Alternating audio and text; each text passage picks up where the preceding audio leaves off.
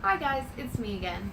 I'm actually doing a video this time that's scripted because I feel like I just rambled in the last video that I did, and I felt like I could get my point across a little bit smoother if I actually wrote out what I'm gonna say. So if I look down a lot, that's why. This is my video on why all Trump supporters aren't Nazis. I recently posted a status update in preparation for this video, challenging the people who say all Trump supporters are Nazis. My basic argument was this: if you're against all Muslims being called terrorists because of the actions of a few, if you're against all blacks being called thugs because of the actions of a few, if you're against all gay men being called pedophiles because of the actions of a few, then why are you for all Trump supporters being called Nazis because of the actions of a few? So the first thing I want to address is because Trump is racist, and if you support him, then you're racist. How? First of all, I tried to Google why Trump is racist, and I got a lot of very vague statements with not a lot of proof behind them. The one thing that I actually did get proof of that was also brought up to me by a friend was that apparently he refused housing to blacks. Now, upon further investigation, this occurred in the early 70s. Now, I don't know about you, but I sure as hell did stuff in my youth that I'm not proud of. Isn't there a chance he did the same? People were different back in the 70s. People thought differently back in the 70s. My parents certainly aren't the same people they were in the 70s. Why should we expect Trump to be? As for the wall, apparently it stems back to 2006. Something called the Secure Fence Act. Clinton supported it. Even Obama wanted a large fence and more secure borders. Trump just turned it into a wall. Yes, he's more blatant at calling illegal immigrants names, but the Democratic Party has made reference to the crimes committed by illegal immigrants, so it's not a huge secret. Basically, the only thing Trump is doing is being more blunt, which isn't a crime. Let me veer off and say that an increasing problem is the push to be more PC. You can't say anything in this society anymore without carefully choosing every word you say, or you might offend somebody. This is absolutely ridiculous. People are looking for excuses to play the victim. We now live in a society where playing the victim is cool. It's not. For anybody who's legitimately oppressed, you're basically delegitimizing their struggles by finding excuses to act oppressed. You are shitting in the faces of people with real problems by making up your own. It's like how emos make people with real depression look bad by faking it. You are literally liberal emos. Second point. If people overlook Trump's racism, they don't care about others. This is not true. For starters, some people support Trump because of his plans for helping the economy. When the economy flourishes, everybody flourishes, especially the poor and oppressed. If they're willing to work, the jobs created benefit them. If they're not able to work, the people who do work will be paying into Social Security, which in turn benefits the people on Social Security payments. There is literally no downside in the economy thriving.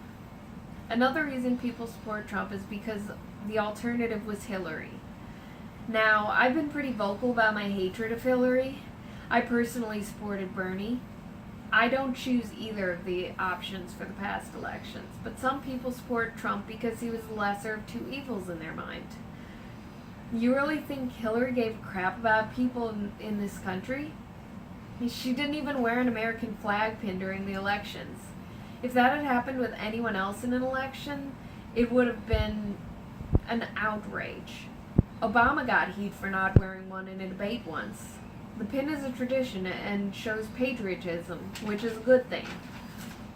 Hillary didn't wear one because her loyalties lie with other countries. That's important to people. That's a reason people support Trump. I personally don't think we should be the world's babysitter. I think that we should focus on our own country's well-being first. Well, that's selfish. No. So when you take time to yourself to color or play with Play-Doh so you can heal from your perceived depression, that's a healthy self-care, and it's good to take time out for yourself and take care of yourself, because you're no good to others if you don't take care of yourself first, right? But for the nation to take time to take care of its own self and its own people, that's apparently wrong. We're supposed to just stretch ourselves thin and exhaust our military because it's wrong to put our country first. Never mind the fact that we can't even feed our own people. Let's give all our resources away. Do you see how wrong that is? There is a difference between white nationalists and a nationalist who happens to be white. The definition of a nationalist is a member of a political party or group advocating national independence or a strong national government. The definition of a white nationalist is one of a group of militant whites who espouse white supremacy and enforce racial segregations. There are nationalists that are black. There are nationalists of every race. It is technically racist against whites to say that if you're white and you're a nationalist, that you're a white nationalist by default. And yes, I do think it's possible to be racist against whites. If you're sitting there saying kill all whites, you're being racist against whites. If you're lumping all whites into a bucket and labeling them something derogatory, you're being racist against whites. My point is that not all nationalists are Nazis. I know literal Nazis came out at Charlottesville, but not all nationalists are Nazis. Just like not all Muslims are terrorists, etc. Bam. Just like that. You are literally hypocrites if you think that it's okay with marginalizing Trump supporters, but it's not okay when anybody else gets marginalized. Now, on the flip side, not all liberals are social justice warrior snowflakes. There are old school liberals like me who see both sides and can be rational in debate. See, yes, the left gets marginalized too, and it's equally as wrong. We're not talking about that today, but yes, I realize that it exists. My point is that I don't judge people based on labels or who they support or who their friends may be. Judge based on individual character. Get to know the person. Let's get conversations going instead of screaming and waving signs. Let's act like the adults that we are. Oh, and while we're on the topic, vaguely, of Charlottesville, I think Trump made a fine statement. He was late because he's slow. He didn't know all the facts straight away. Maybe he needs to be more up to date with his advisors. Or maybe he needs to be more... Maybe he needs more up-to-date advisors so that he will be more informed faster. But once he was up on all the news, he made a fine statement. Better than Obama did on Ferguson. Ferguson thugs didn't even listen.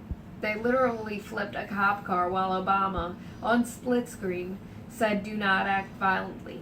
But nobody listened. I don't really like Trump, but I feel bad for him.